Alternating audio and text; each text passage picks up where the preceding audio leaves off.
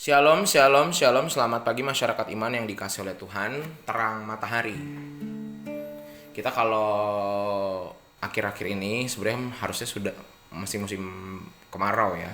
Tapi beberapa hari ada yang hujan, beberapa hari ada yang mendung. Tapi kalau di Sindang sendiri sih masih terasa sangat panas ya. Tapi kita percaya bahwa matahari yang menyinari itu dia tidak pernah punya keinginan untuk melukai atau menyakiti kita. Tidak pernah ada juga keinginan untuk mempermudah hidup kita, enggak. Dia cuma berada aja di sana. Tuhan ciptakan supaya menjadi bagian yang penting di hidup kita. Sehingga bagaimana terang matahari itu bisa kita pahami tergantung cara kita melihat. Mau kita syukuri atau kita mau jadikan musuh.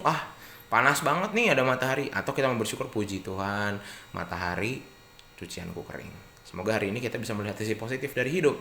Mari bersama-sama kita awali dengan memujikan Kidung Jemaat 322. Kidung Jemaat 322 Terang Matahari. Kidung Jemaat 322 Terang Matahari. Kita pujikan bait pertama dan yang kedua.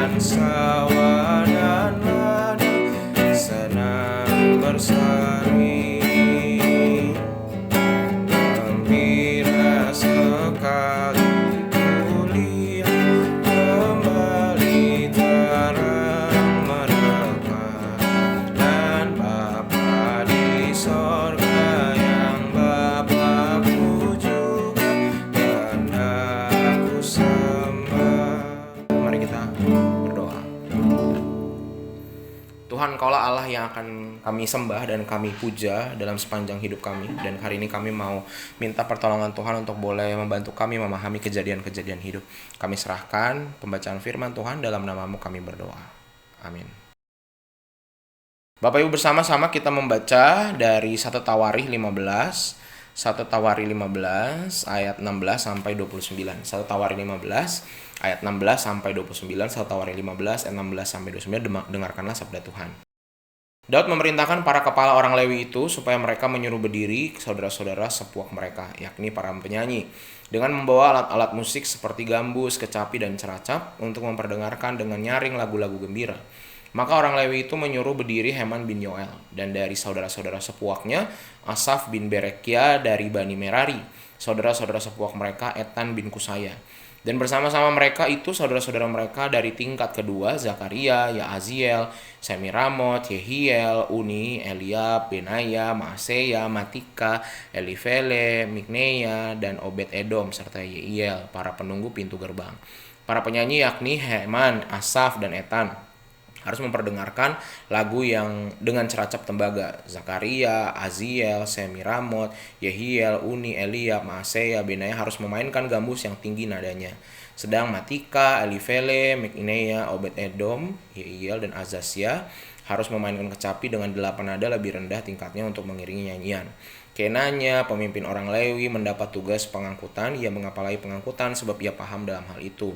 Berekia dan Elkana adalah penunggu pintu pada tabut, dan Zebanya, Yosafat, Netaneel, Amasai, Zakaria, Benaya, dan Eliezer, yakni imam-imam itu meniup nafiri di hadapan tabut Allah. Sedang Obed Edom dan Yehia adalah penunggu pintu pada tabut itu. Maka Daud dan para tua-tua Israel dan para pemimpin pasukan 1000 pergi untuk mengangkut tabut perjanjian Tuhan itu dari rumah Obed Edom dengan sukacita. Dan oleh karena Allah menolong orang Lewi yang mengangkat tabut perjanjian Tuhan itu, maka dipersembahkanlah 7 ekor lembu jantan dan 7 ekor domba jantan. Daud memakai jubah dari kain lenan halus, juga segala orang Lewi yang mengangkat tabut itu, dan para penyanyi dan Kenanya yang mengepalai pengangkutan dan para penyanyi. Daud juga memakai baju efod dari kain lenan. Seluruh orang Israel mengangkut tabut perjanjian Tuhan itu dengan diiringi sorak dan bunyi sangkakala, nafiri, dan ceracap, sambil memperdengarkan permainan gambus dan kecapi. Ketika tabut Tuhan itu sampai ke kota Daud, maka Mikal anak perempuan Saul menjenguk dari jendela, lalu melihat Raja Daud melompat-lompat dan menari-nari. Sebab itu ia memandang rendah Daud dalam hatinya. Bapak Ibu Saudara, sikap apa yang diperlukan oleh seorang pemimpin agar kepemimpinannya kokoh? Salah satunya adalah kerendahan hati, mengenali batas-batas kepemimpinannya. Bapak Ibu, Daud bukan hanya ahli dalam pemerintahan dan peperangan. Dia juga membangun beberapa gedung dan salah satu kerinduannya adalah menyediakan tempat bagi tabut Allah. Dan keberhasilan Daud ini termasuk upaya pembangunan fisik, tidak membuat Daud mabuk kekuasaan dan kehormatan. Daud memang pernah mengalami hal-hal yang sangat pahit, tidak menyenangkan dengan kematian Uzza. Walaupun sempat marah, Daud segera menyadari kekeliruannya dan dia berkonsultasi dengan Allah. Itu sebabnya upaya kedua kali memindahkan tabut perjanjian, ia mempersilahkan para imam dan orang Lewi sebagai orang-orang yang dipercaya Tuhan atas kemah suci dan perabotannya mengatur proses itu. Walaupun Daud paham mengenai siapa yang berhak untuk berurusan dengan tabut perjanjian, ia tidak mengurangi tekadnya untuk merayakan Tuhan dengan musik, pujian, dan tarian. Bahkan Daud sendiri melepaskan gengsi sebagai seorang raja yang tanpa malu menari-nari memuji Tuhan. Nah, Bapak Ibu Saudara, sikap Daud ini adalah sikap yang tulus walaupun menimbulkan keberatan Mikal, putri Saul yang menjadi istrinya. Daud menunjukkan diri sebagai pemimpin berjiwa besar, ia mengenali batas-batas kemudian dan tidak mau melanggarnya. Tuhan mengangkat dia untuk menjadi pemimpin secara politik, bukan soal keagamaan aja.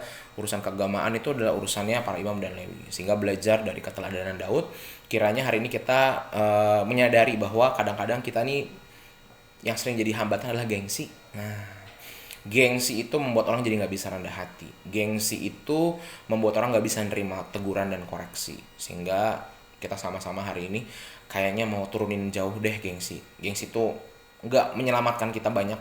Gengsi hanya bagus di awal, hanya menolong kita untuk supaya sedikit dihormati. Tapi gengsi itu akan menghancurkan banyak hal dalam hidup kita ketika kerendahan hati itu tidak jadi bagian kita. Sehingga kita mau lebih mendahulukan mana prioritas kita, mau gengsi apa rendah hati. Memang dua-duanya berdampak baik, tapi sebagai anak Tuhan, rendah hati lebih baik. Kenapa? Karena rendah hati menunjukkan bahwa kita adalah orang-orang lemah, kita adalah orang-orang yang mau belajar, kita adalah orang-orang yang mau berubah jadi baik. Nah, kalau gengsi nggak bisa tuh. Sehingga mari sama-sama gengsi kita buang deh, lebih banyak kita rendah hati. Hari ini bahkan seperti Daud yang bisa menari-nari, mari bersama-sama kita menari-nari dalam kerendahan hati. Dan kalau kita salah, ngakuin aja. Kalau kita masih belum cocok sama orang, kita mau belajar dan saling memaafkan satu dengan yang lain. Semoga hari ini kita jadi orang rendah hati. Amin. Mari kita berdoa. Tuhan, terima kasih melalui firman-Mu hari ini kami belajar dari Raja Daud untuk tidak gengsi, belajar untuk mensyukuri hidup dan belajar untuk mau merendahkan hati. Ajarkan kami untuk hari ini rendah hati menghadapi apapun dan mampukan kami untuk rendah hati di hadapan-Mu Tuhan dan di hadapan sesama. Kami serahkan hanya dalam nama-Mu kehidupan kami, pekerjaan, rumah tangga, pelayanan, apapun yang kami tempuh hari ini dalam nama-Mu kami berdoa. Amin. Selamat pagi, Tuhan Yesus memberkati, tetap bersemangat.